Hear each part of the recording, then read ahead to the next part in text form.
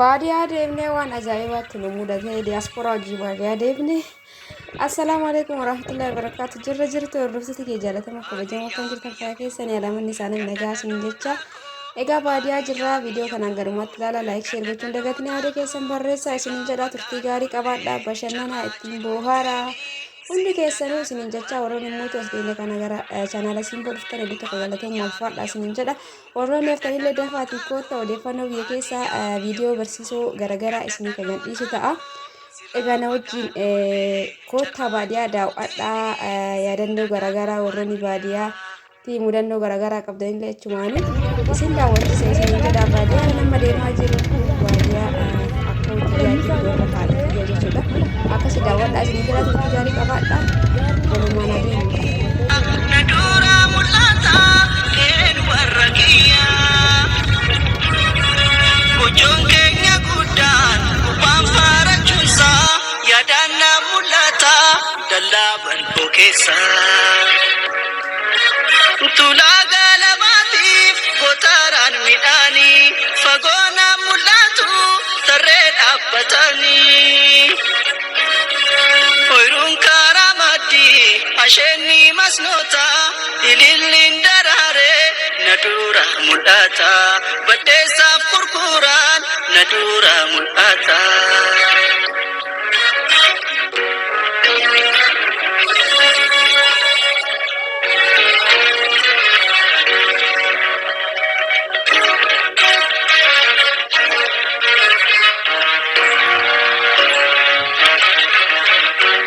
Baadiyyaa biyya koo ganda dhaloota koo baadiyyaa biyya koo ganda dhaloota koo sirraa fagaadhullee carraa jiruutiin sin dagadhu aniyaa. Baadiyyaa biyya koo ganda dhaloota koo baadiyyaa biyya koo ganda dhaloota koo sirraa fagaadhullee carraa jiruutiin sin dagadhu aniyaa.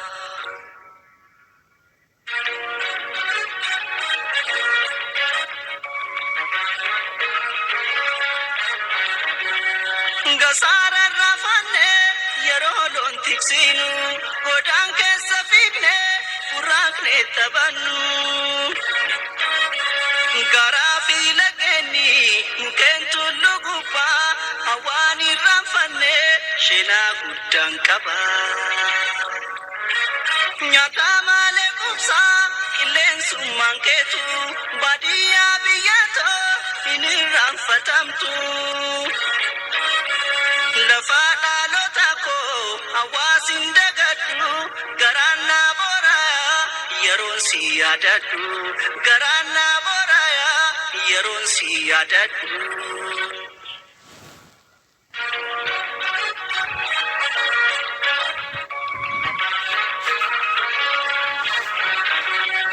Jiraataan magaalaa hunduu ilmi namaa gugurri jalqabaa hundeen baadiyyummaa. Baadiyyaa biyyatoo haadhaa nama hundaa hin irraanfatamtu seenaa keetu guddaa. Biyyee handhuraa koo biyyatoo baadiyyaa jireenyi ilma namaa sumarratti hundaayaa. Magaalaan nagalchuus midhaaniif bishaanii baadiyyaa biyyatoo sin dagadhu ani baadiyyummaa kiyyaa ittiin boona'ani baadiyyummaa kiyyaa ittiin boona'ani baadiyyummaa kiyyaa ittiin boona'ani baadiyyummaa kiyyaa ittiin boona'ani baadiyyummaa kiyyaa ittiin boona'ani. Egaa akkuma argitan kana kunoo amma dhiyaannee jirraa gara toora manaatti jechuudha. Akkuma argaa jirtan kana makiinaa keessa jira namatti hin tolu waraabuun afoon jiru sanittu cinaan jira dargummaan isinii waraabe. Akkan isiniin jedhaa galumaatti tura isiniin jedha hordoftoota kiyyamee baadiyaan maal fakkaata wallahi hedduu namatti tola. Ganaa osoo gadi hin bu'in jechuudha magariisa yeroon kunillee margi bakka jiru yeroo itti margedha akkuma argaa jirtan kana hedduu magariisa jechuudha. yeroo gadi buune mootumee hundumaa maal akka fakkaattu qeerraa eegallee naannoo irraa eegallee isin ka ga'u ta'a ammaaf makiinaa keessa jirra garuu kaloofnee jirra irraa bu'uudhaaf isiniin jedha hordoftoota kiyya. Kun akkuma argitan kana gabbuunee jirra maatii guutuun deemnee adaadota tiyya wajjin akkana isiniin jenna kunoo makiinaa keessa gabbuunee jirra kana fakkaataa.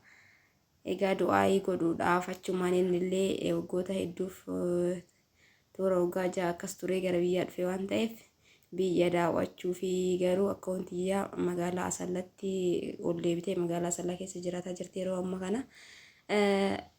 Inni garuu biyya laaluu barbaadee gadi bu'ee isiniin jedha hordoftoota kiyya.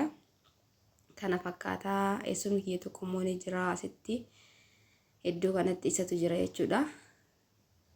Akkana isiniin jenna kun maatiin wajjin gadi buune afoo jechuu waa dalaguuf dursinee deemnee warroonni dhiiraa mootuu duubarraan dhufaa jiranii. Kana fakkaataa iddoon garaa sirraan zoorameeti kan seenamu. Garuu namatti tolu karaa makiinaatii fi manni walitti wal bira jechuudha. Axirima addaan kutaa. Gadi buunaan makiinaa ma yaabbachuudha. Makiinaan karaa kana garuu baay'een argamu dafee guutee dhufa waan ta'eef kararraa. Diqoon rakkisa jechuudha. Kana fakkaata kunoo dalloofni kana fakkaata akkanaan dalloofni baadiyyaa. Qoraan rakkachuun hin jiru osoo as ta'e magaalaan asumarraa fuudhanii gisee inni irraa dhuma ta'etti kabiraa jiidhaatti godhanii. Akkana isiniin jenna naannoofni kunoo maashaallah tabaarakallah hedduu takka namatti tola hedduu magariisa akkuma isinitti mul'atu kanatti isiniin jedha shaashaa jedha. Bashannana baadiyyaa yaadadhaa maatii keessan akka hoota keessan isiniin jedha hordoftoota kiyya. Viidiyoon kun akka isinitti tolu abdiin qaba. Kana fakkaata naannoon wallaahi hedduu takka namatti tola akkuma argaa jirtan kana. Kunoo geennee dallaa geennee ol seenuu qofatu nu hafee haga dhumaatti daawwadhaa ittiin bashannanaa ittiin bohaaraa. Baadiyyaan keenya kana fakkaata kunoo namaan nagaa jechuutti jirra. Namoonni nu arganis deddeemuutti jiranii nagaa wal gaafannee gas booda gara keessaa kan seennu ta'an gadhumaatti tura. Egaa viidiyoo kana dabarsinaa gadhumaatti ilaalaa isiniin jedha maal akka dalagamu baadiyyaan maal akka fakkaattu sagantaan baadiyyaa akkamii ka jedhu hanga dhumaatti daawwadhaa. Iddoon kunoo kana fakkaata ol seenutti jirra gara iddootitti. Egaa sagalee amma irratti jira akka hubattan abdiin qabaa yeroo san namatti hin tolu waraabuun kunoo ooyidiin kana fakkaata. Ooyidii gisee midhaan yaadadhaa isiniin jedhaa isin maraanu. Akkana kanaaf amma irratti jechuudha sagalee dura jedhiseetu waraabee qe'ee keessa jirra amma akkuma argaa jirtan kana iddoo keessaa kunoo muufarri midhaan as jira. Maqaa isinitti maal jedhama maqaa isiniin jedhee ture garuu muufarri ittiin qotanaan qotee iyyuu ni beeka waan isin ajaa'ibu duraan jechuudha. Akkana isiniin jedha kunoo kana fakkaata kunoo iddoon karaa makiinaa kunoo gara siinii mul'ata akkasumallee du'aayin godhamu edaa caatiin baadiyyaa kunoo akkana jira. Maashaallah waa'ee namatti tola akka bareedu laalame. Haga nu misaa dalagnu yookaan laaqana dalagnu warroonni dhiiraa immoo caatii qaqqamaa achumaan immoo du'aa godhutti kan godhu edan jechuudha. Kana fakkaata qe'een re'iin kunoo maashaallah. Akkanatti babbareeddi re'iin kun olmoollee xiqqoo jalaa qabdi lakkuu maashaallah. Akkana isiniin jenna wallaahi baay'ee akka namatti tola. Akkana eegas booda mootu gara hojiitti deemnaa viidiyoo baay'illee waraabuu baadhu jechuun hojiillee hojjechuuf waan ta'eef laaqan hojjechuuf akka takka isinii waraabuu ta'a. Kunoo re'iin namatti toltu dhugaa hedduu namatti tolti hundulmoolef jalaa qabdi maashaallah. Akkana isiniin jedhaa qe'een akka hotiyyaa kana fakkaata. Egaa gadhumaatti turaa isiniin jedha mara keessaniinuu kunoo erga akkanatti xiqqoo argalfanneen booda yuutuubiin egaa yeroo waa qalanii jechuun orgaadhaa seera yuutuubii keessatti viidiyoo tanaan dura gadhiise irratti akkasitti sirriin taane kanaaf yeroo qalanii isinitti agarsiisnee re'iin tanii keessatti qalanii kunoo akkuma argitan kana. Shunkurtii agini gaggawaa akka nuti cirree akkasii shunkurtii cirree gas booda foonillee kan argaa jirtan kanatti ciccirree haala ta'utti laaqana hojjetuuf deemna jechuudha. Akkuma baadiyyaatti babbareechisnee mimmi'eessine kana fakkaata kunoo cicciraa jirra. Shunkurtiin ciramee foonillee kunuu daddafnee cirraa jirraa. Viidiyoon akkasinitti hin dheeraan jedheetiin daddafsiisee asitti akka hubattan abdiin qabaa. Kunoo nama lamaan ciruutti jirra jechuudha foon kana. Eegas booda akka namni barbaadutti hojjannee misaa yookaan laaqana nyaannee dhiqqoo argalfannee du'aa goggoonee diiyaasporaalleen biyya eegalan laalee naannoo eegalan laaleen booda gara sallaatti deebinaa isiniin jedha hordoftoota kiyya. Egaa biyya nama jiru kun eessamee namni beektanii barreessaa akkasumallee lafee kun akkuma kanatti lafeellee caccabee qophaa'ee jira. Eegas booda ijoolleen maashaallah ijoolleen addatti waan biraa hojjetataa jirti. Wanti kun maal jedhamame wanti kun maali waan qaqallaa keessaa cuunfanii hojjetan san mana ishee isaan isa godhataa jiran addumatti ijoolleen dhiiraa xixiqqoon akkana kun baadiyyaa qoraan waan fakkaatu ibidda gartanii akkanatti itti gad naqanii saniin booda onni isaaba malee isaan illee ka ofii hojjetataa jiranii nutillee achumaanii waxii keenya hojjechaa jirra.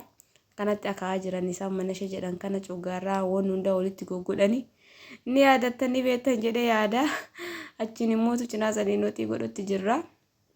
Eegas booda kana fakkaata isiniin jedha hordoftoota kiyyaa.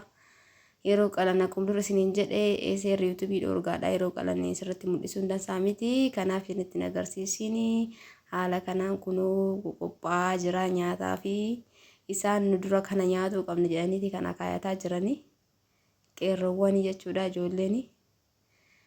Eegas booda egaa kanatti raawwanne booda yoo natti tole gisee nyaatamullee isinii waraabaa wanti tolle mootu kanumatti ilaalatiin ittiin bu'aaraa isiniin jedha. Haala kanaan ga'ee kunuu foon qophaa'ee jira ka waxiif godhamu.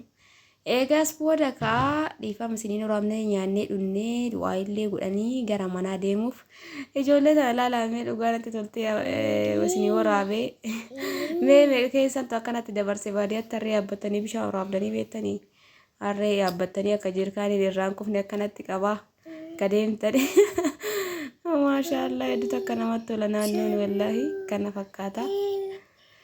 Akkuma argaa jirtan kana fakkaata jechuudha. Ijoolleen achi gaara san gubbaa baanii suuraa nakaasinaan jechuutti jiranii asii ka'ee achitti kaasee garuu hin mul'atu. Akkana isiniin jedhame baadiyyaan tun baadiyyaa kamii warri beektan koomentii barreessaa isiniin jedhama rakkeessanii koomentii barreessuu hin dagatinaa. Kunoo kana fakkaata baadiyyaan keenyaa bishaan sun duraan xiqqoodha amma garuu guutee garan as dhufee jira. Horii asuma oofanii achitti obaasan jechuudha bishaan ilaalaa mul'atu. San kun karaa gubbaadha manni rakkachuun hin jiru gadi baanaan makiinaa eeggatuu qofa karaarra taa'anii yoo makiinaan dafee dhufuu baate malee jechuudha. Akkana isiniin jedha hordoftoota kiyya kunoo nuti makiinaa eeggatutti jirra. Asumaan immoo lallaaluuf akkas gad deddeemne ijoollee qeerroota ni ilaalame. Tokko obboleessa kiyyaa kuuwwan immootu ijoollee adaadota kiyyaati.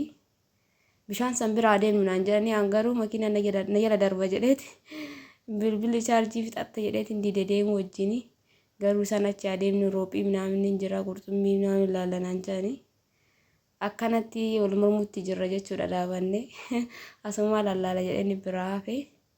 Egaa kana fakkaata hordoftoota kiyya akkasinitti lomaa shakkii hin qabu. Baadiyyaan tun eessa akka taate immoo naa barreessaa koomentii jalatti martee keessanuu. Akkana isiniin jedha viidiyoo kanaan gadhumaatti ilaalaa yaada keessan barreessaa. Viidiyoon baadiyyaa deemne kana fakkaata baay'ee waraabni aguma waraabetti kana fakkaata. Egaa viidiyoo biraatiin yeroo dhiyootti walitti deebina hangasitti hundi keessanuu bakkuma jirtanitti fayyaanaa ta'a. Horaa bulaa hedduutu akkasiin jaaladha isin kabajaa isiniin jedha. Mara keessanuu jechuudha. Warroon as dhiyeenye kan immoo maatii kee taatan hedduutu akka galatoomaa ulfaadha. Warri koomentillee barreessaa jirtan akkasumas viidiyoo kiyya daawwachaa jirtanii hedduutu akka galatoomaa isiniin jedha. Warroonni immoo jalqabumarraa yoo na waliin turtanillee marti keessanuu hedduutu akka galatoomaa isiniin jedha isin hundaanuu. Warri immoo haarawaa taatan dafaatiin gara chaanaala Simbootti dabalamaa subscribe godhaa like godhaa maatii kiyya ta'aa isiniin jedha.